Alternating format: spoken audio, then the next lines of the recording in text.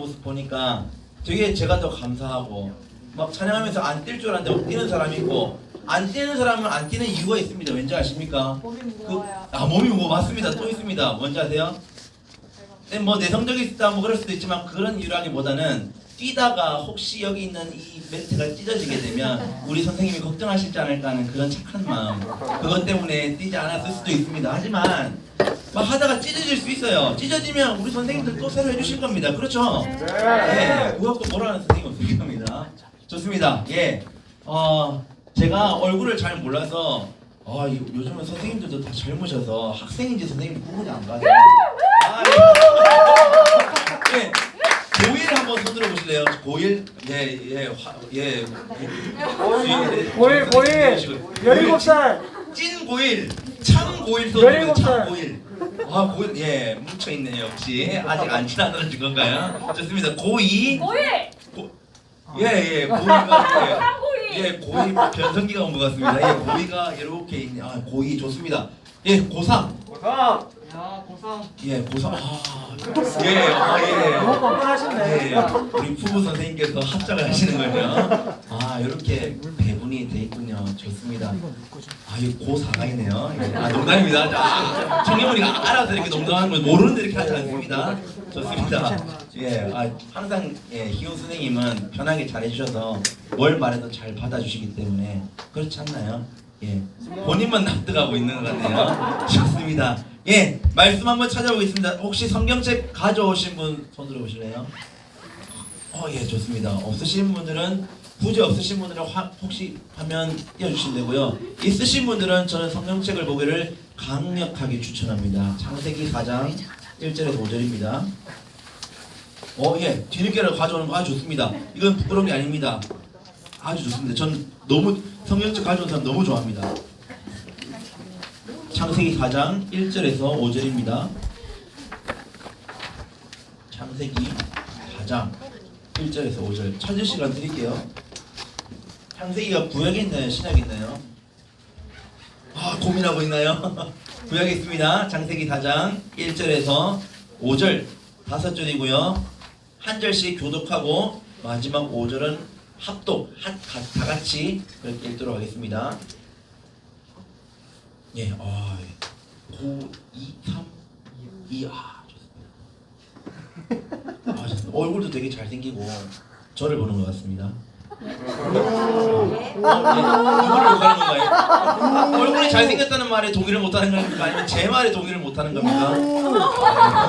예, 얼굴에서 피가 나기 시작하네요. 미안해요. 자, 한 절씩 교독해볼게요. 아담이 그의 아내 하와와 동침하매 하와가 임신하여 가인을 낳고 이르되 내가 여호와로 말미암아 등남하였다 하니라. 그가 또 가인의 아우 아벨을 낳았는데 아벨은 양치는 자였고 가인은 무사하는 자였더라. 세월이 지난 후에 가인은 땅의 소산으로 제물을 삼아 여호와께 드렸고 아벨은 자기의 양의 첫 새끼와 그 기름으로 드렸더니 여호와께서 아벨과 그의 제물을 받으셨으나 읽겠습니다. 가인과 그의 제물은 받지 아니하신지라 가인이 몹시 분하여 안색이 변하니. 아멘. 오늘 말씀 제목 나와있네요. 오늘 말씀 제목 같이 읽어볼게요. 시작. 참 진리입니다. 진리. 진리가 뭐예요, 여러분? 너무 시작부터 너무 질문이 고상한 것 같은데 그냥 여러분 있는 건데 저는 여러분들에게 질문할 때에 정답을 요구하기보다는 그냥 여러분들의 생각을 듣고 싶어요. 엉뚱한 대답이어도 좋고 여러분의 상상을 동원한 대답이어도 좋습니다. 진리가 뭐라고 생각해요? 정답을 얘기해달라는 것 같은 그런 분위기 속에서 진리 모른다 칩시다. 몰라도 괜찮습니다. 하지만 참 진리니까 진짜 진리 거짓이 아닌 참 진리 이거겠죠. 그러면 참 기름이면 진짜 기름 이렇게 넘어가시는 분 있으면 안 됩니다. 감사합니다. 이게 웃어주시는 분들은 아마 선생님급 아니면 순간 웃었다 학생들 나 웃으면 안 되는데 웃었다 표적이 되는 거 아니겠 이렇게 할 수 있는데 괜찮아요. 참 진리입니다. 오늘 우리가 지금 수련회 때 주제가 제가 들었는데 혹시 주제가 뭔지 아세요? 아까 퀴즈로도 했는데 진리가 너희를 자유케 하리라. 고1인가요? 네. 예, 진리를 알지니 진리가 너희를 자유케 하리라. 두 가지가 나와요. 마침 있으니까 얘기를 하자면 뭘 알아야 된다고 되어 있어요? 진리. 진리를 안답니다. 그렇게 해야 여러분들이 자유롭게 된답니다. 여러분이 자유함을 얻어야 되는데 진짜 자유가 어떤 의미인지 여러분이 생각하는 자유의 의미가 맞는지 성경에서 말하는 이 자유가 여러분이 생각하는 자유와 맞는 의미인지는 잘 모르겠습니다. 내일 설명을 드릴게요. 내일 함께 말씀 나눌게요. 어쨌든 이 자유함을 여러분들이 누리려면 제일 먼저 뭘 알아야 됩니까? 진리를 알아야 되겠죠. 다시 질문해 볼게요. 진리가 뭘까요? 진리를 알면 자유함을 얻는다는데 진리가 뭘까요? 그냥 단어적인 의미만 보면요, 진리, 진실, 진짜, 가짜가 아닌 것 정도로 우리가 생각해 볼 수 있겠죠. 그럼 그 기준은 뭘까요? 어떤 걸 보고 이게 진짜다, 이건 가짜다, 무엇으로 그 기준을 나누시겠습니까? 여러분 같으면 만약에 여기 과일 있어요. 근데 꽃으로 합시다. 꽃이 있어요. 그러면 이 꽃이 진짜인지 아닌지 여러분 어떻게 판단하죠? 만져보고 만져보거나 냄새. 냄새로 맡아보고 먹어보고 예. 옛날 분들은 여러분 꽃을 먹는데 이 꽃을 먹을 수 있는 꽃도 있어요, 사실은. 예, 먹어보거나. 어쨌든 여러분들이 방법을 다 동원해서 이것이 진짜인지 아닌지를 구분을 짓습니다. 그러면 대부분 이걸 종합해서 보면요, 만져보거나 들어보거나 아니면 내가 알고 있는 부분이라거나 아니면 내가 기억했을 때에 이것이 사실이다라고 하는 것을 접목해서 이것이 진짜다 아니다를 판결하게 되죠. 그러면 이것을 판결하는 가장 중요한 것은 내 경험이라는 이야기가 됩니다. 내 경험을 통해서 내 경험에 비추어봤을 때 이건 진짜다 아니다 라고 결정이 되는 거죠. 반대로 얘기하면 내가 경험하지 못한 부분에 있어서는 확신을 가지지 못해요. 수박을 보면요, 여러분 수박 속은 당연히 빨갛다는 걸 알아요. 근데 겉은 무슨 색이에요? 초록색이죠. 까만색도 있는데 저는 일반적인 얘기만 할게요. 초록색이잖아요. 그런데 우리는 수박을 먹어봤고 수박 안이 어디 있는지를 알고 있기 때문에 빨갛다고 하는 걸 알아요. 그런데 만약 수박을 처음 보는 사람이 수박을 갖다 놓고 이 안에는 무슨 색일까요? 라고 말한다면 그것이 빨간색이라고 말할 확률이 얼마나 될까요? 그래, 겉으로 봤을 때는 초록색인데 안에는 당연히 빨간색이죠. 처음 본 사람 그렇게 말 못합니다. 왜요? 모르니까. 내가 경험을 안 해봤으니까, 체험을 안 해봤으니까 모릅니다. 겉에도 초록이니까 안에도 초록은 아닐까? 아니면 반전으로 뭐 다른 색이 있을까? 추측할 뿐입니다. 우리는 자신있게 이야기하죠. 수박 안에는 빨간색이죠. 왜 그걸 몰라? 나는 먹어봤는데, 나는 만져봤는데, 나는 그걸 수없이 봤는데, 조금 전에도 먹었는데. 나는 수박 안이 빨갛다고 자신있게 이야기할 수 있어. 이게 진짜야. 이게 진짜 사실이야. 이게 진리야. 라고 당당하게 이야기할 수 있어. 여러분이 교회 다니면서 신앙생활에 나가면서 하나님을 믿으면서 하나님을 어느 정도로 알고 있고 성경에 대해서 얼마나 알고 있는지 스스로에게 한번 질문해 봤으면 좋겠어요. 하나님을 제대로 알고 있고 하나님을 사랑하는 마음이 크고 정말 교회에 신실하게 다니고 정말 성실하게 다니는 만큼 그 이상으로 열심히 다니는 만큼 다른 누군가가 예수님이 누구냐고 물었을 때에 하나님이 어떤 분이라고 얘기했을 때에 이렇다라고 정확하게 얘기할 수 있는 것, 그게 어디에서 나오는 걸까요? 내가 경험하고 느낀 것에서 나오겠죠. 그러면 여러분들이 교회 다니는 거 굉장히 중요하다는 거죠. 여러분 신앙생활에 나가는 거, 여러분 그 귀한 시간을 여기에 수련에 이게 투자한다는 게 얼마나 귀한 건지 여러분들 알아야 됩니다. 뭐 여기 수련에 온 동기가 어떤지 모르겠어요. 그냥 오라고 해서 왔다 하는 분 계십니까? 마음속으로만 손 들어볼게요. 아니면은 뭐 남들 다 오니까 왔다. 아니면 부모님의 등살에 떠밀려서 왔다. 아니면 정말 하나님 은혜 받으려고, 하나님 주신 은혜 받으려고 왔다. 예, 좋습니다. 예, 좋네요. 어떤 마음일지는 모르겠어요. 왜 그러죠? 어떤 마음으로 왔는지 잘 모르지만 수련회를 하면서 우리 교회뿐만 아니라 다른 교회도 수련회를 합니다. 주제는 다 다를 수 있어요. 우리는 비프리, 발음이 좀 안 좋네요. 비프리지만 다른 교회는 뭐 다른 주제가 되겠죠. 그래도 공통된 것 하나가 있다면 뭘까요? 교회에서 수련회를 다 다르게 하고 날짜도 다 다르고 일정도 다 다르겠지만 공통된 것 하나를 딱 꼽으라고 하면 뭘까요? 그게 하나님을 만나는 거 아닙니까? 하나님을 찾는 것 아닙니까? 그럼 가장 중요한 분은 하나님이죠. 그 하나님을 누가 만납니까? 내가 만나는 겁니다. 여러분이 만나는 거예요. 다른 사람이 만나는 게 중요한 게 아니고요. 내가 하나님을 만나는 게 정말 중요합니다. 다른 사람이 옆에서 막 기도하는데 막 뜨겁게 찬양해요. 눈물 흘리면서 기도하는 모습이 보여요. 근데 그 모습을 보면서 같이 뭐야? 나도 하고 싶은데 난 좀 안 될 것 같아. 여러분, 하나님은 나의 하나님 아닙니까?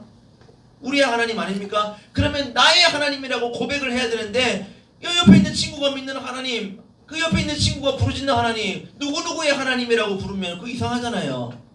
내가 하나님을 찾아야 되는데 다른 사람을 통해서 하나님을 만난다? 여러분, 좋아하는 이성이 있으면 다른 누군가를 통해서 계속적으로 이야기를 전하고 싶어요? 아니면 1대1로 만나서 전하고 싶어요? 직접 만나서 얘기하고 싶잖아요. 만약에 여러분 누가 사귀고 있는데 남자친구가 있고 여자친구가 있는데 중간에 항상 누군가가 있어요. 그래서 뭔가 이야기할 때 항상 이 사람을 거쳐가요. 그게 연애입니까? 아니잖아요. 서로 좋아하고 서로 진심을 나누고 정말 내 모든 것을 쏟아 부으려고 한다면 직접 다이렉트로 연락할 거 아니에요. 얘기할 거 아니에요. 만날 거 아니에요. 마찬가지입니다. 여러분들이 하나님을 찾으실 때에, 예배하러 나올 때에 하나님을 직접적으로 찾을 수 있는 우리 고등부 친구들 되시기를 소망합니다. 다른 사람을 통해서, 집사님을 통해서, 선생님을 통해서, 부모님을 통해서 만나는 하나님이 아니라 내가 직접 하나님을 찾고 내가 직접 하나님을 부르고 내가 직접 하나님을 만날 수 있는 그런 은혜의 시간이 되기를, 그런 수련회가 되기를 주님의 이름으로 축복합니다. 진리에 대해서 지금 계속적으로 얘기하고 있는데, 진리라고 하는 것은 찐, 여러분이 표현하면 찐이잖아요. 찐. 뭐 여러분 단어로 굳이 뭐 하자면 국룰이라고 할까요? 여러분이 알고 있는 상황에 맞는 국룰이 뭐가 있어요? 이거는 국룰이지 하는 거. 저는 잘 몰라서 그런 거예요. 물어봐요. 여쭤봅니다. 뭐가 있죠? 치킨은 후라이드지. 치킨은 후라이드지. 양념 선수세 양념 반박할 수 있는 기회 드립니다. 예. 또 뭐에는 뭐지? 뭐가 있을까요? 비빔면은 팔도지. 비빔면을 발도지. 반박할 수 있는 기회 드립니다. 뭐 혹시 다른 거? 예. 예. 다 긍정하는가 보네요. 아니면 생각이 안 나요. 또 미인은 백현정이지. 예, 미인은 백현정 집사님이라고 하는데 예, 반대하실 분들 반대하세요. 왜 참고 있어요? 참지 마세요, 여러분. 왜 참고 있어요? 예? 지금 마스크로 지금 다 가는 거, 욕하는 거 다 보이는 거 같은데 아닙니까? 좋습니다. 국룰이라고 하는 거, 이거는 무조건이야라고 하는 게 전제가 돼요. 국룰이라고 하는 거는 이거는 진짜 여기서 벗어나면 안 돼. 이거는 무조건이야라고 하는 걸 전제한단 말이에요. 그러면 조금이라도 변할 수 있는 가능성이 생긴다라고 한다면 그건 국룰이 아닙니다. 그건 진리가 아니에요. 진리라고 하는 건요, 어떤 조금의 가능성이라도 변함이 없어야 그게 진리라고 이야기할 수 있어요. 내가 누군가를 정말 사랑해요. 난 너를 죽을 때까지 사랑할 거야 라고 얘기했을 때에 그 순간에 그게 진심일 수도 있고 정말 그 진심이 통해서 뭐 만나서 이어져서 교제할 수도 있고 결혼할 수도 있는데, 만약에 시간이 지나서 조금씩 틀어진다, 마음이 조금씩 바뀐다, 그 마음이 뭐 진심은 여전히 남아있겠지만 굳이 고귀한 표현을 써서 진리라고 말하기는 어려울 것 같아요. 내가 너를 정말 사랑한다라고 했을 때 그 순간은 진리일 수 있지만 시간이 지나서 5년이 지나서 10년이 지나서도 그 마음이 처음과도 완전히 똑같은 상태에 있다. 그러면 여전히 진리인 상태이라고 표현할 수 있을 것 같아요. 그런데 조금이라도 바뀌었다. 좀 자고 일어나니까 누군지 모르겠네. 하든지 저 모습 깨는데, 그래서 마음이 조금씩 변한다든지, 그런 부분이 조금이라도 생긴다, 조금이라도 가능성이 생긴다, 그건 진리가 아닙니다. 제가 청년부들한테 얘기를 했는데요, 여러분 크림빵하고 팥빵하고 뭐 좋아하세요? 아니 뭐 굳이 밸런스는 아니지만 크림빵 좋아한다 손 들어보세요. 예, 손 내리시고. 팥빵 좋아한다. 저요. 우와, 잠깐만요. 여러분 10대가 팥빵을 좋아합니다. 손 내리시고요. 저는 팥빵을 정말 싫어했습니다. 정말 싫어해서 크림은 너무 좋아하는데 팥빵을 너무 싫어해서 나 죽을 때까지 팥빵을 안 먹을 거라고 했거든요. 그런데 30이 넘어가니까 팥빵이 왜 이렇게 맛있는지. 빵 여러 개가 있잖아요. 집에서 결혼하기 전에 집에서 빵이 여러 개 있으면 크림빵은 제가 이기적인 마음으로 제가 먹고요. 팥빵은 다 부모님 드렸어요. 근데 요즘은요, 팥빵이 왜 그렇게 맛있는지 모르겠더라고요. 그때 먹을 때 드는 생각이 아차 싶은 게, 내가 분명히 20대 때는 30살이 되기 전까지는 무조건 팥빵은 안 먹어. 절대 안 먹어. 이건 변하지 않을 거야 라고 했던 것이 당장 시간만 지나고 나이만 바뀌어도 변하더라고요. 절대 아니야. 무조건 아니야. 내가 진짜 할 수 있어 라고 했던 그 부분까지도 시간만 지나니까 이게 깨져버리더라니까요. 허무하게. 여러분 말로 표현하자면 현타 오듯이. 그럼 그건 진리가 아니겠죠. 나는 이게 무조건 진짜라고 생각했고 진리라고 생각했다. 이 부분이 변했다? 바뀌었다? 그건 진리가 아닌 겁니다. 그럼 진리는 뭐라고요? 바뀌지 않는 것. 어떤 상황 속에서도 한결같은 것, 절대로 바뀌지 않는 것, 그걸 우리는 진리라고 부를 겁니다. 그러면 참 진리는 무엇일까? 여러분이 살아가면서 변하지 않는 게 무엇이 있을 것 같아요? 혹은 변하지 않아야 되는 것이 무엇이 있을까요? 살아가다 보면요, 죄를 한번 예로 들어 볼게요. 죄. 여러분들은 얼마나 민감하게 받아들이고 얼마나 이거를 생각하는지 모르겠지만 예전에는 정말 나쁘다, 예전에는 정말 이건 죄야 라고 했던 게 지금 시대는 죄가 아닌 것 여러분 혹시 아세요? 선생님들은 혹시 아실지도 모르겠어요.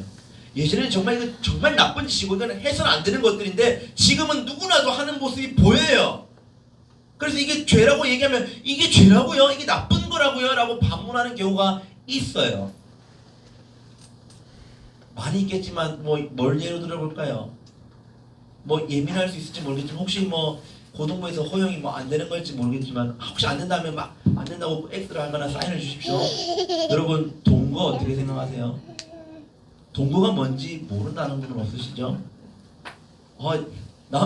동거도 무섭습니다. 이게 다른 얘기 꺼내는 거 진짜 무서운 게 옛날에 이거 농담으로 얘기하면 남자와 여자가 같이 지내는 거 동거죠. 남자가 지내는 거 에이 하는데 요즘 시대는 뭐예요? 남자와 남자 지낸다? 그거 가능하죠. 가능한데 다른 의미로 해석이 되기 시작하죠. 예전에는 남자끼리 같이 지낸다 하면은 안심이 돼요. 요즘 시대는 어떤 줄 알아요? 남자끼리 이게 자취한데 여자끼리 자취한데 안심이 될 수도 있지만 안 될 수도 있는 상황이에요. 요즘 시대가 그렇단 말이에요. 다시 넘어가서 동거, 남자와 여자가 결혼하기 전에 같이 한 방에서 한 집에서 지낸답니다. 여러분 이거 나쁜 겁니까? 아니면 나쁜 거 아닙니까? 여러분 이거 죄입니까? 죄 아닙니까? 잘 모르겠죠. 혹은 아니라고 생각하시죠. 그게 왜요? 다 하고 있는 거 아니에요? 다 하고 있는 거 아니에요? 주변에서도 많이 들어봤는걸요? 주변에서 들려오는 이야기가 많던걸요? 대학생활에 나가는 언니 오빠들 형들 얘기 들어보면 그거 굉장히 흔하던데요. 그게 죄라고요? 이해 못하겠는데요? 라고 생각하지는 않으십니까? 불과 몇 년 전만 해도 제가 여러분 시기만 해도 상상할 수조차 없는 일입니다. 남자와 여자가 같이 지낸다고? 어떻게 그런 일이 있을 수가 있지? 과거에는 그랬어요 분명. 근데 지금 시대는요 그렇지 않습니다. 무서운 게 뭔지 아십니까? 지금 시대에 그러면 제가 느끼는 거 말고 여러분이 느꼈을 때 진짜 이건 나쁘다 하는 것들 있죠. 이건 진짜 죄야. 이건 진짜 누가 뭐라 해도 이건 정말 잘못된 거야 라고 하는 것들이 5년만 지나고 10년만 지나면요 어떻게 될지 모른다는 거예요. 한번 10년 지나고 20년 지나고 여러분이 20대가 되고 30대가 되어서 여러분이 지금 모습 10대 청소년들을 한번 보세요. 우리 때는 분명히 이게 잘못됐다고 생각하고 나쁜 거라고 생각하고 죄라고 여기는 것들인데 아니 지금 동생들은 그렇게 생각을 안 하네? 죄의 파급력이 점점 커져갑니다. 이거 어떻게 감당해야 될까요? 시간이 흐를수록 죄의 힘이 점점점 커져가요. 우리는 죄를 멀리 해야 된다고 배우잖아요. 하나님과 가까이 해야 된다고 배우잖아요. 교회 오면 여러분 죄를 지으십시오 하는 그런 성경 말씀 구절이 있습니까? 죄를 멀리 하라고 하면 멀리 했지 가까이 하라고 하는 그런 가르침은 없잖아요. 그런데 세상은 어때요? 점점점 죄의 힘이 커져가. 이 말이 뭐예요? 우리가 점점 살아가면서 죄와 가까워지고 있고 피부로 와닿고 있는 그런 현실 가운데 있단 말이에요. 그게 유지되는 게 아니라 점점점 커진답니다. 그런데 우리는 신앙의 양심이 있잖아요. 그럼 어떻게 해야 돼요? 여러분 어떻게 맞서 싸울 겁니까? 어떻게 고민하시겠습니까? 어떻게 갈등하고 어떻게 해결하시겠어요? 그 해결을 찾기 위해서는 제일 먼저 전제되어야 될 것이 진리가 무엇일까라고 하는 것. 이게 뭔지를 알아야 그 다음 단계로 나아갈 수 있을 겁니다. 왜냐하면 진리는 변하지 않는 것이기 때문이죠. 세상은 변해갑니다.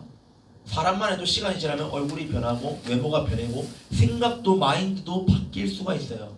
아까 좀 전에 예를 들었던 죄라고 하는 부분도 처음에는 이게 점점 이건 정말 나쁜 거야 했던 것이 시간이 지나면 변해진다고 했죠. 죄의 힘이 예전에 이 정도 약했다면 시간이 지날수록 점점점 커진다고 했습니다. 하지만 시대가 아무리 악하게 변하고 정말 좀 이렇게 얘기해서 개판처럼 변해도 변하지 않는 것이 있다라고 한다면 뭔지는 모르겠지만 변하지 않는 이 세상에서 변하지 않는 한 가지가 있다고 한다면 그건 진리겠죠. 그럼 그 진리가 무엇일까? 그거를 오늘 말씀을 통해서 한번 살펴보고자 하는 겁니다. 여러분 교회 오면 사람들 만나죠. 선생님들 만나고 친구들 만나고. 교회 여러분 왜 오나요? 교회 왜 나오나요? 주일날 왜 예배를 드리죠? 왜 찬양을 하고 왜 기도하고 말씀을 듣나요? 여러분 매주 오잖아요. 거의 자주 오잖아요. 왜 오세요 여러분? 여러분 이거 잘 생각해 볼 필요가 있을 것 같아요. 효율적인 거 따지는 거 혹시 좋아하시는 분들은 특히 잘 들어보세요. 여러분 특히 고3 친구들은 뭐 고2도 마찬가지겠지만 고1도 마찬가지겠지만 고3 되면 수능 준비 때문에 정신없습니다. 내신 관리해야 되고 시험 조금이라도 더 잘 받아서 어떻게든 가산점 챙겨서 좋은 대학 가는 게 목표 아니에요 여러분? 그러면 여러분에게 시간이라고 하는 건 굉장히 중요하잖아요. 그러면 주일에 예배 나오는 이 시간 뭐 1시간 2시간이라고 칩시다. 공부하는 데 투자하면 그거 얼마나 효율적일까요? 남들 다 공부할 때 여러분 공부 안 하고 여기에 와서 예배 드리잖아요. 그죠? 그럼 그거 비효율적인 거 아니에요? 그 시간에 다른 사람들 다 공부해요. 학원 갑니다. 아니면 과외를 하든지. 그래서 여러분 나와서 공부 안 하고 예배 드려요. 뭐 불안하지 않아요? 학원 나도 가야 되는데? 나도 공부해야 되는데? 그럼 굉장히 비효율적인 거 아니에요? 왜 예배 드려야 되죠? 왜 그 손해를 감수하면서까지 이 자리에 나와서 예배하죠? 거기에 대한 답을 내릴 수 있어야 됩니다. 왜냐하면 답을 내리지 못한다면 그것만큼 멍청한 일은 없거든요. 죄송스러운 표현이지만 차라리 이 시간에 주일날 예배 드리면서 나오는 이 시간 아니면 이 수련회 이 시간 오전부터 여러분 활동했잖아요. 굉장히 긴 시간이죠. 몇 시부터 모였는지 모르겠는데 10시, 11시라고 칩시다. 10시라고 칩시다. 조금 있으면 12시간 다 돼가는데 무려 10시간 넘는 12시간 가까이 되는 시간을 교회에서 보냈어요. 공부 하나도 안 했습니다. 여기서. 하루를 다 날리는 거나 마찬가지예요. 그러면 너무 손해 아니에요 여러분? 그럼에도 불구하고 이 자리에 나온 이유가 뭐냐 이겁니다. 그 이유가 분명히 있어야 내가 남들보다 공부를 하는 시간이 좀 부족하고 그 시간을 포기하고 이 자리에 나와서도 나에게는 유익이 있다. 나는 괜찮다라고 이야기할 수 있지만 그러네 나 왜 왔지? 손해보이는데 지금도 예배 드리면서 불안한 마음이 있다거나 언제 마치지 빨리 가고 싶은데 라는 마음이 든다면 차라리 예배 안 드리는 게 낫지 않나요? 차라리 주일날 교회 안 오는 게 훨씬 더 낫지 않습니까? 그게 여러분들에게 훨씬 더 유익함이 있는 것 아닙니까? 여러분 이번 수련을 통해서 그 이유가 무엇인지 그 답을 찾아내시기를 소망합니다. 그 답을 찾아내지 못한다고요? 그러면 정말 낭비하는 겁니다. 이런 거예요. 하나님을 믿는 사람은 천국 갑니까 안 갑니까? 가겠죠. 예. 하나님 믿으면 천국 갑니까 안 갑니까? 갑니다. 그러면 하나님 안 믿으면 천국 갑니까 안 갑니까? 안 갑니다. 못 갑니다. 그렇죠? 자, 하나님을 안 믿는 세상 친구들, 교회 교자도 모르고 알아도 안 나오고 무시하는 친구들 있다고 칩시다. 한 번 안 온 친구들, 자기 마음대로 삽니다. 하고 싶은 대로 하면서 삽니다. 죄송스러운 표현이지만 혹시 친구들한테 미안하지만 친구를 막 감정이입하지는 마시고 안 믿는 친구들 아무개 누구라고 칩시다. 그럼 그 사람들 나중에 그 상태로 유지돼서 끝까지 간다면 천국 갈까요? 지옥 갈까요? 지옥 가겠죠. 이것도 변함없는 사실입니다. 자, 교회로 옵니다. 예배를 드려요. 찬양도 부르고 말씀도 듣습니다. 기도도 합니다. 그래서 어쨌든 매주마다 교회를 와서 예배를 드리네요. 그런데 내 마음속에 예배를 드리는 그런 마음 진심이 안 담겨 있어요. 와 있는데 몸은 와 있는데 딴 생각해요. 아니면 올 때마다 졸아요. 아니면 예배에 집중하지 못해서 그날 무슨 말씀을 들었는지 선생님께서 무슨 말씀을 하셨는지 그 주에 무슨 이야기를 했는지 기억이 안 나요. 다음 주 돼서 교회에 왔을 때 지난주 말씀 제목이 뭐였는지 전도사님께서 설교 내용이 뭐였는지 전혀 기억이 안 나요. 진짜 예를 늘어놓고는 그렇다는 게 아닙니다. 정말 아무 생각 없이 교회에 왔어요. 아무 생각 없이 찬양 부르고 아무 생각 없이 말씀을 들었어요. 아무 생각 없이 그냥 기도하니까 그냥 뭐 흥얼거렸어요. 그게 반복된다고 칩시다. 천국 갈까요? 못 갈까요? 천국 갈까요? 못 갈까요? 하나님을 믿는 사람이 천국 간다고 여러분 아까 얘기했죠. 그러면 질문을 바꿔볼게요. 아무 생각 없이 나와서 예배드리고 아무 생각 없이 찬양하고 아무 생각 없이 말씀 듣고 아무 생각 없이 교제하고 간다. 이거 하나님 믿는 사람입니까? 안 믿는 사람입니까? 하나님 믿는 사람의 성품입니까? 아니면 안 믿는 사람의 성품입니까? 하나님 믿는 사람이 하는 행동입니까? 아니면 안 믿는 사람이 하는 행동입니까? 점점 후자로 기울지 않나요? 아직도 전자라고 생각하시는 분이 계십니까? 그럼 정말 후자라고 친다면, 정말 후자라고 그게 여러분들이 느껴지신다면 교회 교자도 모르고 교회 한 번도 안 나온 친구들이랑 뭐가 다릅니까? 그 마지막은 똑같을 텐데. 그러면요 되게 억울해져요. 뭐가 억울한지 아세요? 정말 열심히 다니는 교회 다니는 친구들은 교회 열심히 다녀서 천국 갑니다. 교회 안 다니는 친구들은 열심히 세상과 놀다가 타협하다가 지옥 갑니다. 그런데 중간에 있는 사람들, 아까 제가 계속 반복적으로 얘기했던 이 사람들은 실컷 고생하고 실컷 비효율적으로 움직이고 하나님에 대한 마음은 제대로 알지도 못한 채 몸은 와 있는데 마음은 세상에 가 있어요. 완전히. 그럼 결국에는 그 결과로는 똑같게 될 텐데, 그러면 차라리 실컷 놀다가 내 하고 싶은 대로 하다가 죽는 게 낫지 않아요? 어차피 지옥 갈 거면. 여러분이 그렇다는 게 아닙니다. 그렇게 생각해 보자는 겁니다. 그게 더 효율적인 거 아닙니까? 여러분이 만약에 이 부분에 공감을 하신다면 그러면 하나밖에 안 떠오를 겁니다. 아, 그럼 하나님 제대로 믿어야 되겠네. 제대로 믿어야 되겠죠. 하나님 제대로 알아야 되겠죠. 하나님이 어떤 분인지를 알아야 되겠죠. 모르는 상태에서 평생을 간다? 그 마지막 장담 못합니다, 여러분. 그 마지막 책임질 수 없습니다, 여러분. 내 신앙은 내가 만들어 나가야지 여러분의 부모님이 만들어 주시는 거 아닙니다. 부모님의 영향은 분명히 있지만 부모님의 신앙이 여러분의 신앙을 책임져 주시는 건 아니에요. 내 신앙은 내가 가꾸어 나가야 되는 것이 반드시 필요하다는 겁니다. 그걸 염두에 두면서 오늘 본문을 한번 볼게요. 여러분이 잘 아시는 두 인물이 나옵니다. 뭐 굳이 얘기하자면 4명까지 나오겠지만 핵심 인물이 누구겠어요? 형제입니다. 남자고요. 누굴까요? 가인과 아벨입니다. 무슨 얘기를 하는지 한번 1절부터 볼게요. 제가 읽어보겠습니다. 1절. 아담이 그의 아내 하와와 동침하매 하와가 임신하여 가인을 낳고 이르되 내가 여호와로 말미암아 득남하였다 하니라. 다른 거 다 제쳐두고 한 사람을 낳았다. 그 사람이 누구다라는 것만 볼게요. 가인을 낳았다고 되어 있습니다. 첫째네요. 2절 보겠습니다. 2절은 한번 뭐 혹시 띄워주실 수 있나요? 2절 같이 읽어볼게요. 2절입니다. 아, 지금 안 되네요. 됩니까? 2절 4장 2절입니다. 감사합니다. 같이 읽어볼게요. 시작. 그가 또 가인의 아우 아벨을 낳았는데 아벨은 양치는 자였고 가인은 농사는 자였더라. 자, 둘째를 낳았다는 이야기가 나옵니다. 그 사람의 이름은 아벨이고요. 가인과 아벨이 무슨 일을 하는지에 대해서 2절에서 설명하고 있습니다. 가인은 뭐 하는 사람이라고 나와 있습니까? 예, 농부. 농작물을 이렇게 해서 수확하는 사람이고요. 아벨은 뭐 하는 사람입니까?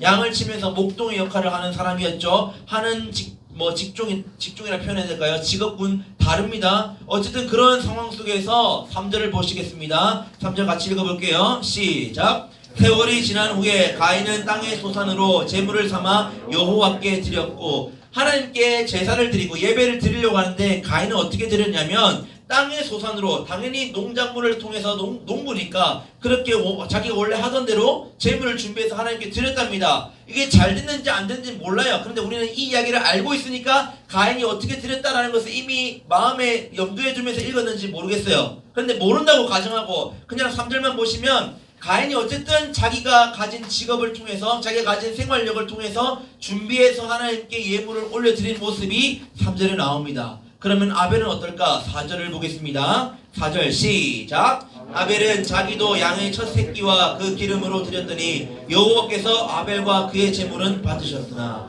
아벨은 목동입니다. 양치는 자입니다. 양 중에서 첫 새끼를 제물로 삼아서 여호와께 드렸습니다.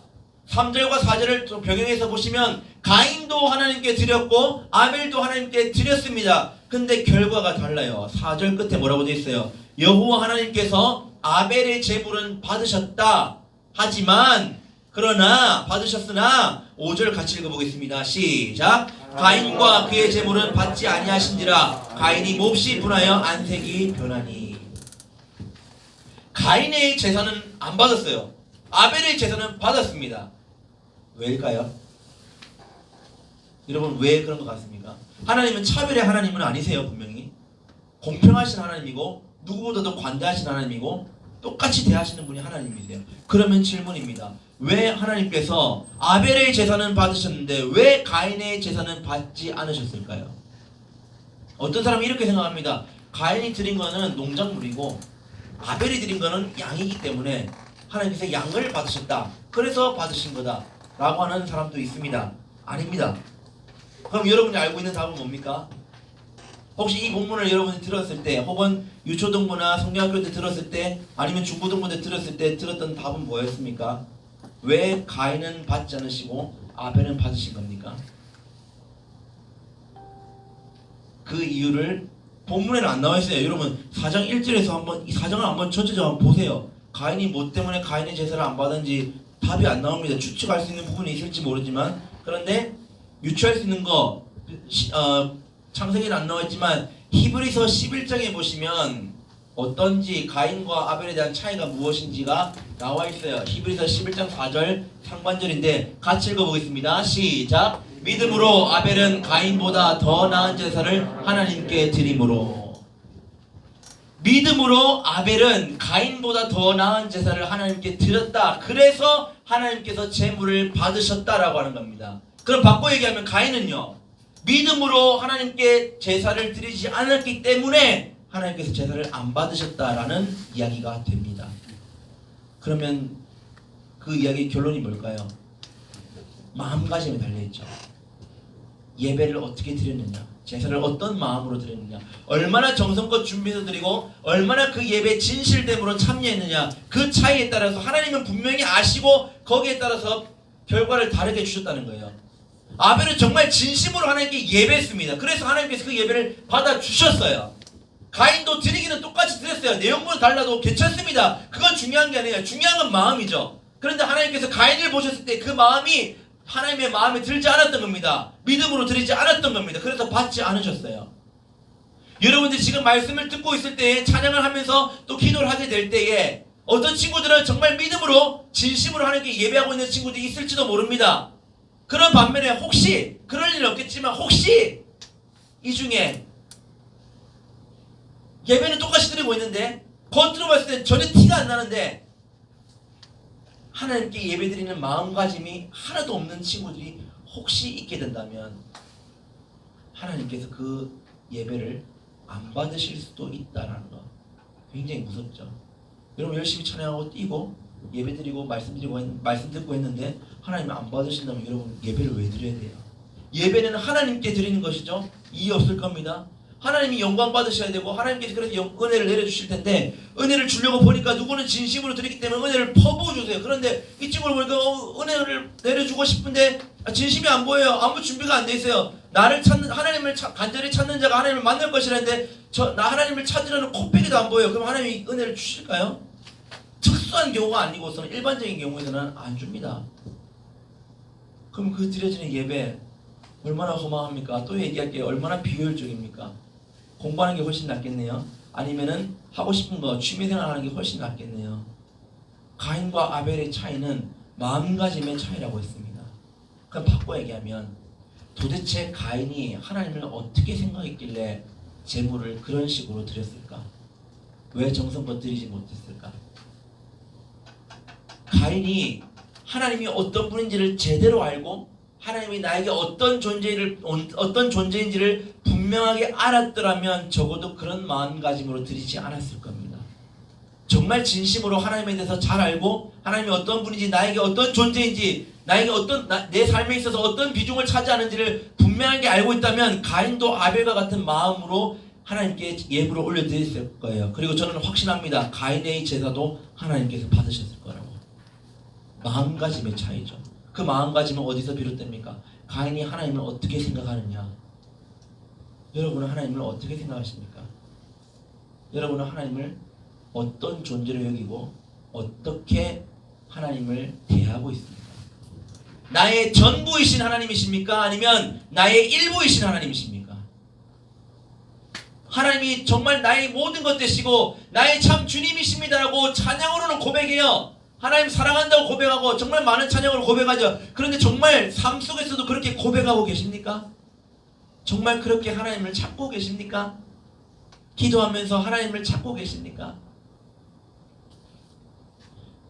제가 서두에 성경책이 있는 사람 성경책 찾아보자고 했죠. 뭐 성경책을 들고 오거나 안 들고 오고 이걸 문화라고 얘기해야 될지 모르겠습니다. 저 때는요 성경책 다 들고 왔거든요. 주일은 말할 것도 없고 수련은 더 했습니다. 무조건 챙겨오죠. 그런데 여러분만 그렇다는 게 아니고 요즘 중고등부, 고등부, 중등부 심지어 어린 아이들까지 포함해서 성경책을 안 들고 와요. 왜 그럴까요? 성경책 너무 중요한데 안 들고 옵니다. 왜 그럴까요? 아마도 이것 때문인 것 같아요. 귀찮아서. 성경책을 들고 와야 됩니다 라고 얘기했을 때에 혹시 꼰대 라고 생각한다면 죄송하지만 그 생각이 얼마나 위험하냐면 하나님의 말씀이 이렇게 선포될 때 하나님 꼰대 라고 생각할 수 있을지도 모른다는 겁니다. 성경책을 항상 챙기십시오. 이거는 귀찮고 안 귀찮고의 문제가 아닙니다. 문화의 문제가 아닌 것 같아요. 하나님을 만나러 나오는데 성경책이 없다? 이거 꼰대인가요? 그런가요? 너무 기성세대 오래된 입장에서 얘기하는 낡은 안 좋은 습관일까요? 차라리 휴대폰으로 보면 되죠. 여러분 휴대폰에 있는 성경은요 말 그대로 휴대하기 갑자기 이렇게 성경이 급할 때 찾을 때 편하게 찾기 편하게 하려고 하는 게 휴대폰이고요. 주일날에는요 여러분 성경을 찾기 편하려고 그렇게 성경을 찾습니까? 아니죠. 하나님을 만나러 나온다면 하나님께서 말씀하신 내용이 뭔지 궁금할 거 아니에요. 그러면 들고 와서 봐야 될 거 아닙니까? 성경책 꼭 챙겨주시기 바랍니다. 이번 주일부터 아니면 뭐 내일부터라도 성경책 꼭 지참하시고 성경책 들고 다니는 걸 부끄러워하지 마시고 부끄럽다? 그러면은 가방에 넣으시면 되잖아요. 귀찮다라고 하는 이유만으로 진리의 말씀을 외면하는 자가 되지 않기를 소망합니다. 교회를 보면요 기독교를 보면요 배타적이란 말을 참 많이 합니다. 다른 종교들은 뭐 다 서로 이렇게 용납하고 뭐 길은 다 달라도 나중에 끝은 하나 아니냐 라고 하는데 왜 굳이 교회는 기독교는 자기만 믿어야 된다고 자기만이 옳다고 주장하냐. 그래서 되게 이기적이라는 말을 많이 듣습니다. 혹시 여러분들 그런 말 안 들어보셨어요? 주변 친구들에게 혹시 내가 교회 다니는 걸 주변 친구들이 안다. 안 믿는 친구들이 내가 교회 다니는 걸 안다는 사람 혹시 있나요? 좋습니다. 네, 손 내려주시고 혹시 요즘은 지금 코로나 때문에 아니겠지만 코로나 전에 급식 세대죠 여러분들은. 전 도시락이랑 급식 병했는데 옛날 생각나네요. 급식할 밥 먹을 때 기도하면서 먹는다. 손 안 들어도 됩니다. 마음속으로 들어오세요. 아니면 기도를 이제 고민하다가 짧게 한다거나 아니면 반쯤 뜨고 한다거나 아니면 두 눈 뜨고 기도를 했다거나 아니면 기도를 아예 안 한다거나 내가 예수를 믿는 걸 숨긴다거나 하는 사람이 있습니까? 기독교가 정말 이기적이다라는 말을 많이 해요. 다른 데도 길이 있고 여기도 길이 있고 저기도 길이 있는데 왜 교회만 길이 있냐고 왜 성경에만 길이 있냐고 왜 예수만 길이냐고 얘기하는 사람들이 굉장히 많습니다. 그래서 우리에게는 소망이 되고 위로가 되는 말씀이지만 세상 사람들 볼 때는 이기적인 말씀으로 보이는 구절인데요. 요한복음 14장 6절을 한번 같이 읽어보도록 하겠습니다. 너무나 잘 아는 유명한 구절인데요. 같이 읽어보겠습니다. 시작. 예수께서 이르시되 내가 곧 길이요 진리요 생명이니 나로 말미암지 않고는 아버지께 올 자가 없느니라. 나가 누굽니까? 예수님이죠. 예수님을 통하지 않고서는 하나님께로 갈 수 있는 사람 한 명도 없다라고 얘기하는 겁니다. 불교를 통해서 안 된다. 천주교를 통해서 안 된다. 다른 종교를 통해서 안 된다. 오직 나를 통해서 예수를 통해서만 갈 수 있다라고 얘기하는 겁니다. 우리에게는 아멘이라고 얘기할 수 있는 부분이 될 수 있을지 모르지만 안 믿는 사람에게는 뭐야 너무 이기적인 거 아니야? 자기들만 최고인 줄 아나 봐. 그렇게 생각을 한다고요. 실제로 안 믿는 사람들. 여러분은 어떻게 생각하십니까? 여러분도 그렇게 생각하세요? 아니면 아니야 그래도 예수님이 맞지? 맞다면 그 근거를 어떻게 찾으시겠어요? 제가 옛날에 대학 청년일부 대학부였을 때에 이 얘기를 한 적이 있어요. 우리 잘생긴 친구 혹시 이름이 뭡니까? 김진수. 아 이름도 김씨네요. 김씨가 굉장히 귀합니다. 제가 김씨를 들었거든요. 굉장히 어려운 질문을 볼게요. 1 더하기 1은 뭡니까? 와 박수 한번 주세요. 와 무시하는 거 아닙니다 여러분. 혹시 1 더하기 1이 2가 아니라고 생각하시는 분 손 들어보세요. 그게 어떻게 1 더하기 2입니까? 라고 생각하시는 분 손 들어보세요. 없죠? 다 2라고 생각하시죠? 맞아요. 1 더하기 1은 2입니다. 당연한 겁니다.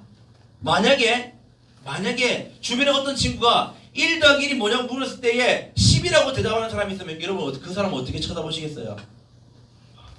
무시하겠죠? 뭐냐고. 근데 만약에 1 더하기 1은 5라고 대답하는 사람이 있어요. 좀 덜 무시하시겠습니까? 1 더하기 1은 3이라고 대답하는 사람이 있다고 칩시다. 그럼 좀 비슷하니까 여러분 인정해줘야 됩니까? 아니죠. 1 더하기 1은 2입니다. 2 외에 답이 있을 수 있습니까? 없습니까? 없죠. 어떤 사람이 1 더하기 1은 2.1이래요. 와 진짜 비슷하니까 인정해줘야 되겠네요. 맞아요? 아니잖아요. 1 더하기 1은 2 아닙니까? 진수가 1 더하기 1은 2라고 했는데 와 그거 너무 이기적인 거 아니야? 2.1도 맞다고 해줘. 3도 맞다고 해줘. 라고 얘기한다면 여러분 어떻게 하시겠습니까? 말도 안 되는 소리 한다고 했죠. 무슨 말이냐고 하겠죠. 똑같습니다. 하나님께 나아온 데 있어서 예수 그리스도를 통하지 않고서는 답이 없어요. 이게 유일한 답입니다. 그런데 주변 사람들은 이기적이라고 얘기합니다. 이게 뭐랑 똑같은 줄 알아요? 1 더하기는 2.1도 되죠. 2.3도 되죠. 2.00001도 되죠. 라고 얘기하는 것과 똑같은 거예요. 그걸 보고 이기적이라고 한다고요? 진리를 두고 이기적이라고 이야기한다고요? 그건 진리를 모르기 때문에 그런 겁니다. 1 더하기 1이라는 걸 알고 있는데 주변에서 3이라고 한다고요? 5라고 한다고요? 그걸 보고 웃겠죠? 그건 답이 아니야. 왜 그렇게 이야기할 수 있습니까? 우리는 1 더하기 1이 2라는 걸 아니까 그렇게 이야기할 수 있는 겁니다. 그런데 주변에서 많은 이단들이 있어요. 뭐 신천지나 몰몬교나 그들의 특징이 뭐예요? 성경을 가지고 이야기합니다. 이거는 이렇고 마태복음에 이렇게 해주고 구약의 창세기에서부터 이렇게 연결이 된다고 이야기할 때에 그게 맞다 틀리다라고 여러분 이야기할 수 있어야 되겠죠. 그런데 그렇게 할 수 있습니까? 없습니까? 없습니다. 왜요? 모르니까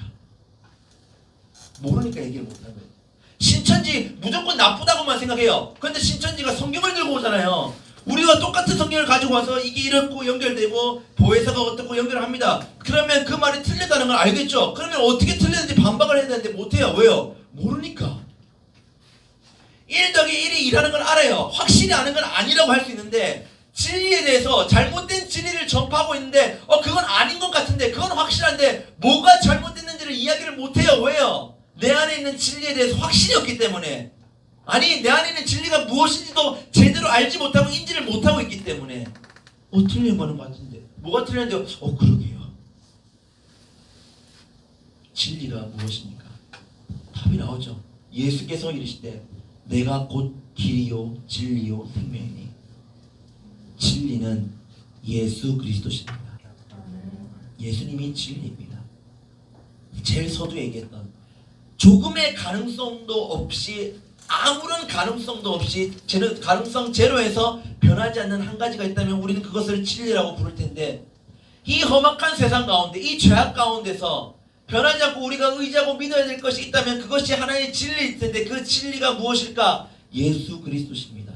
그렇다면 우리가 이 죄악 가운데 판치는 세상에서 우리가 의지하고 믿고 따라가야 될 분이 누구실까요? 예수 그리스도입니다. 그 예수 그리스도를 잘 나타내 주는 게 어디에 나와 있습니까? 성경이죠. 성경을 들고 다녀야 할 이유가 또 생겼네요.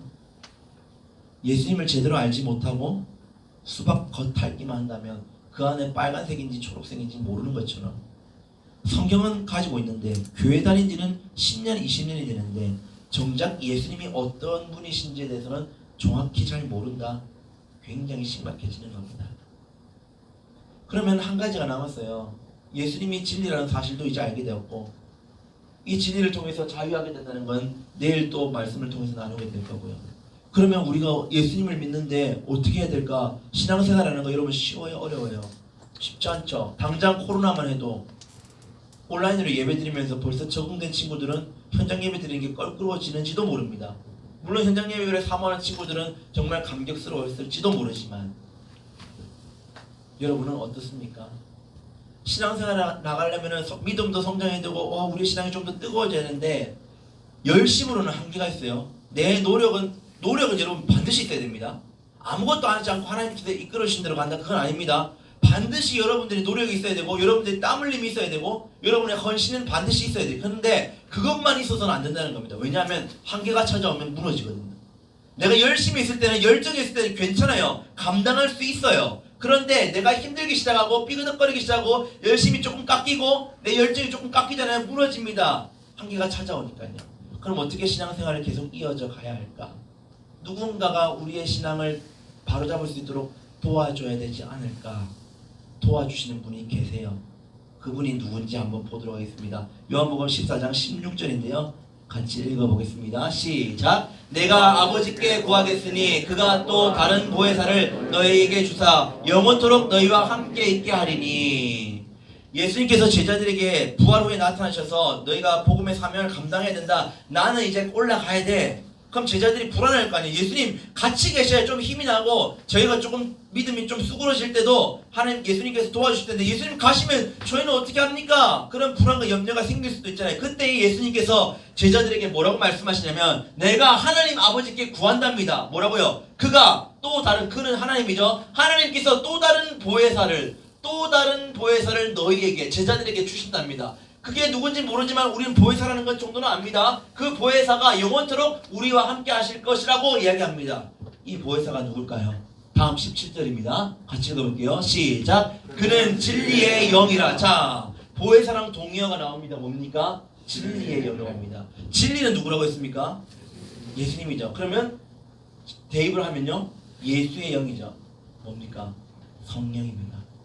세상은 능히 그를 받지 못하나니 이는 그를 보지도 못하고 알지도 못함이라. 세상 사람들은 모른다 이 말입니다. 하지만 우리는 알아요. 그분이 누군지를.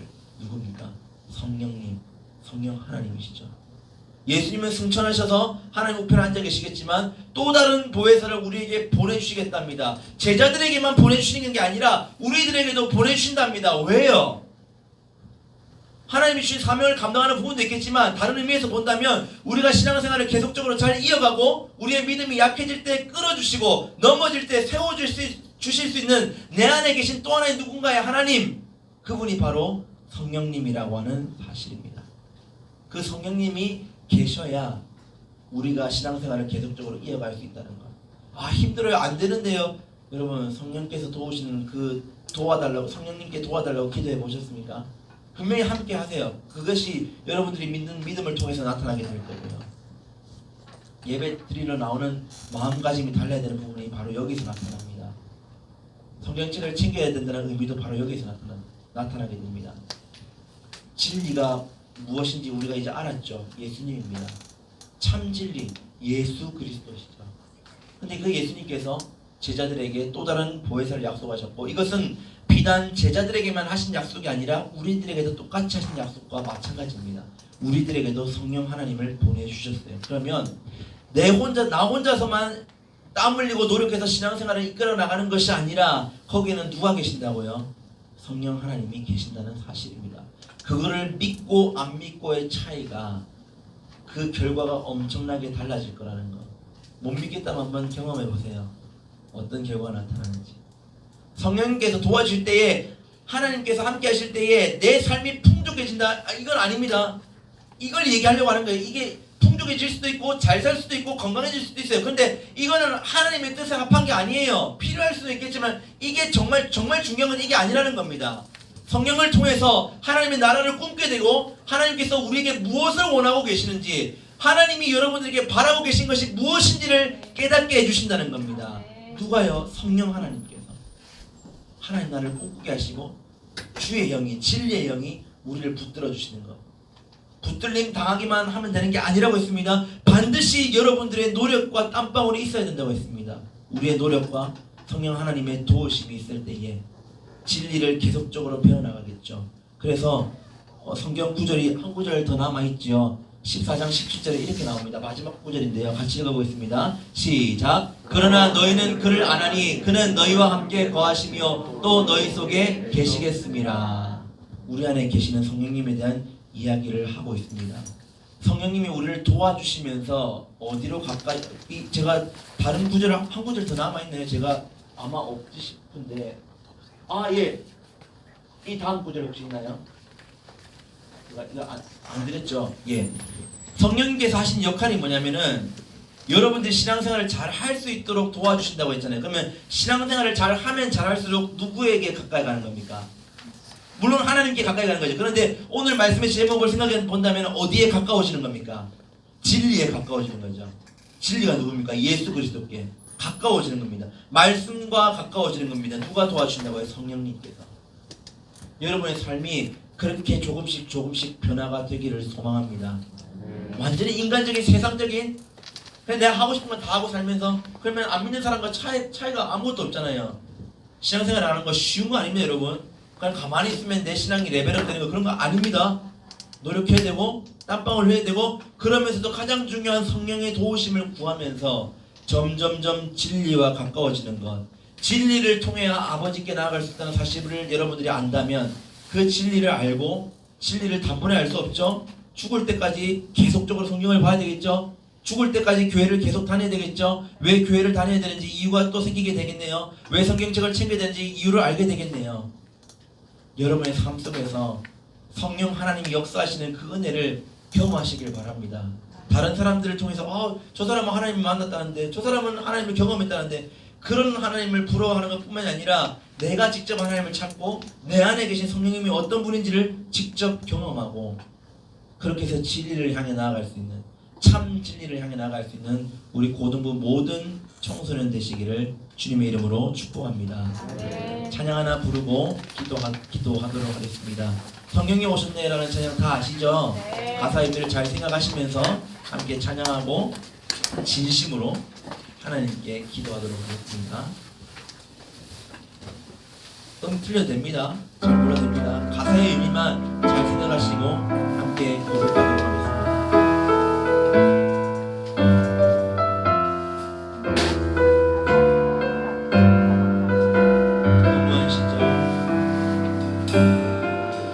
허무한 시절 지날 때 깊은 한숨 내쉴 때 그런 풍경 보시며 탄식하는 분인데 고와 같이 너희를 버려두지 않으리 내가 너희와 영원히 함께하리라. 성령이 오셨네. 성령이 오셨네. 성령이 오셨네. 내 주에 보내신 성령이 오셨네. 우리 인생 가운데 친히 찾아오셔서 그 나라 꿈꾸게 하시네. 억눌린 자 갇힌 자 억눌린 자 갇힌 자 자유함이 없는 자 피난처가 되시는 성령님 계시네. 주의 영이 계신 곳에 참 자유가 있다네. 진리를 넘기신 성령이 오셨네. 성령이 오셨네. 성령이 오셨네. 성령이 오셨네. 내 주에 보내신 성령이 오셨네. 우리 인생 가운데 친히 찾아오셔서 그 나라 꿈꾸게 우리 2절 한 번 더 고백합시다. 억눌린 자 갇힌 자 억눌린 자 갇힌 자 자유함이 없는 자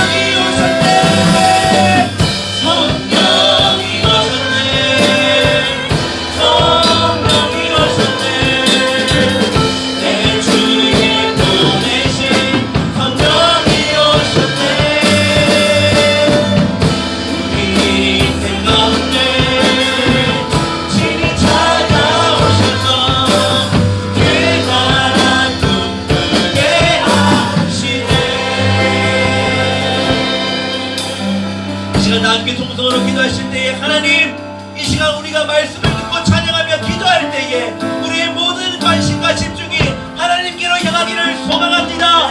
이 시간 진리를 더욱더 알기를 소망합니다. 진리신 예수 그리스도를 더욱더 알게 해주시고 나 혼자서 스스로 나의 가진 능력으로 알아가는 것이 아니라 성경 하나님께서 도우셔서 진리의 길로 우리를 이끌어 주옵소서. 성경 하나님께서 우리의 삶을 책임져 주옵소서. 성령께서 우리와 함께 해주셔서 참된 진리를 알고 아버지 하나님께로 모두가 나아갈 수 있게 해달라고 다 함께 주여 함께 해주시고 통성으로 기다리겠습니다. 주여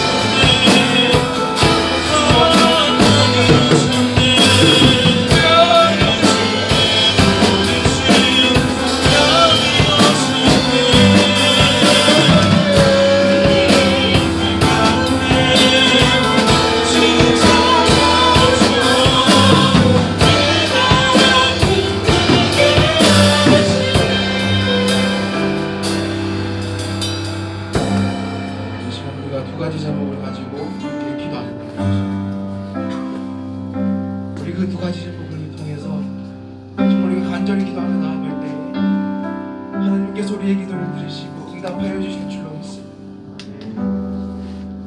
하나님,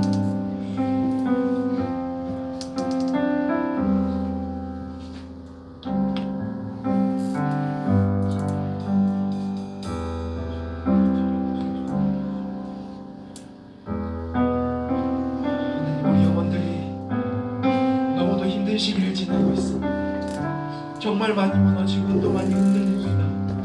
우리 마음이 너무 힘듭니다. 지칩니다. 괴롭습니다. 주여 우리를 불쌍히 여겨 주옵소서. 변함이 없는, 절대 변하지 않는 그 진리로 나를 새롭게 하여 주옵소서. 나를 새롭게 하여 주옵소서. 이제는 나를 자유케 하여 주옵소서. 이제는 나를 무겁게 하고 힘들게 하는 그 모든 것들로부터 나를 구원하셔서 나를 자유케 하여 주옵소서. 우리 주여 한번 부르시고 그 기도 제목을 가지고 함께 기도하며 나가겠습니다. 주여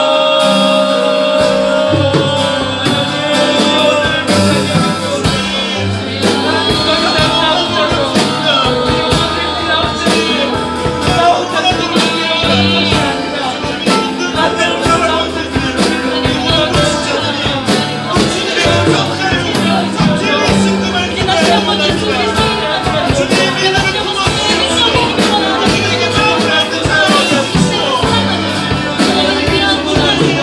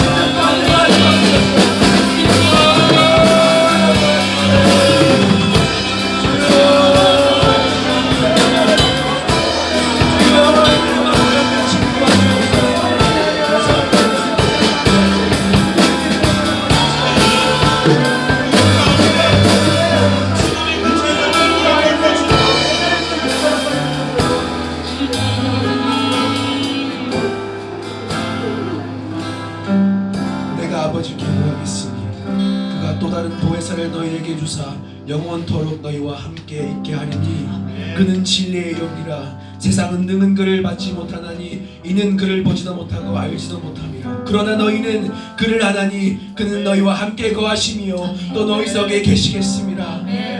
진리의 성령이 오시면 그가 너희를 모든 진리 가운데로 인도하시리니 그가 스스로 말하지 않고 오직 들은 것을 말하며 장래의 일을 너에게 알리시리라. 주여, 급변하는 이 세상 가운데 계속해서 더욱 어려워지고 더러워지고 문란해진 이 세상 속에서 내가 꼭 붙잡고 끝까지 붙들고 살아갈 수 있는 내게 성령을 부어 주옵소서. 주여, 이제는 나에게 성령을 허락하여 달라고 우리 주여의 시간 주님 이름 한번 간절히 부르짖고 함께 기도하며 나아가겠습니다. 주여,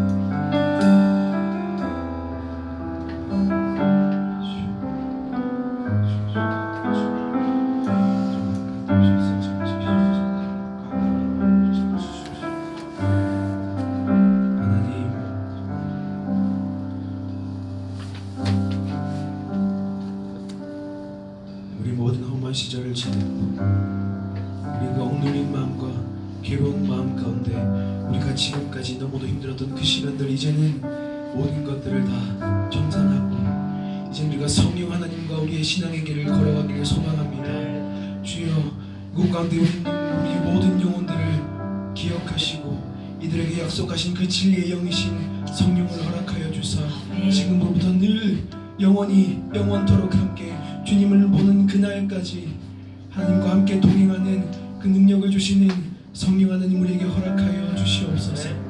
우리의 예배가 더 이상 아무 의미 없이 지경으로 드리는 예배가 아니라 이제는 우리의 예배가 기쁨과 감사함과 즐거움으로 감격으로 드리는 예배가 되게 하여 주시옵소서. 우리가 더 이상 괴로워하고 또 많이 불안해하고 걱정하는 그 신앙생활이 아니라 이제는 주님과 함께 기쁨으로 감사함으로 당당하게 우리의 신앙의 삶을 걸어나갈 수 있는 그 은혜를 허락하여 주시옵소서. 주님의 그 은혜가 지금 우리의 마음 가운데 허락된 줄로 믿습니다. 오늘 이 시간 그리고 내일 앞으로의 시간들을 통해서 늘 주님과 동행하는 기쁨을 맛보게 하시고 살아계신 하나님을 늘 경험하며 그 은혜를 누리며 살아가는 우리가 되게 하여 주시옵소서. 그렇게 해주실 줄로 확신하며 미리 감사함으로 이 모든 것 우리의 구주 예수 그리스도의 이름으로 간절히 기도하옵나이다.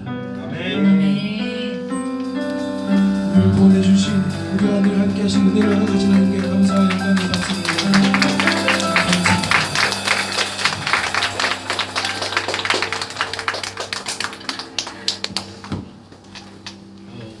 저는 오늘 여기서 이제 가사를 이렇게 PPT를 이렇게 넘겼는데 생각보다 여러분들이 찬양하면서 되게 기쁨으로 참 자유하게 찬양을 드리는 여러분의 모습을 보고 뒤에서 살짝 눈물을 훔쳤던 것 같습니다. 하나님 안에서 정말 자유하게 기쁜 마음으로 찬양과 예배를 드리는 분들의 모습이 저에게는 더욱더 큰 감격으로 다가오는 것 같습니다. 우리 많은 선생님들이 정말 함께 많이 기도해주고 계시고 오늘 이것을 시작으로 오늘 저녁 그리고 내일까지 앞으로의 시간들을 통해서 하나님께서 우리에게 정말 큰 역사를 해주실 것이니까 그것을 기대하는 마음으로 함께 해주시면 좋을 것 같아요. 일단 먼저 오늘 찬양으로 섬겨주신 우리 안영태인들을 비롯한 모든 찬양팀 분들께 우리 감사의 박수를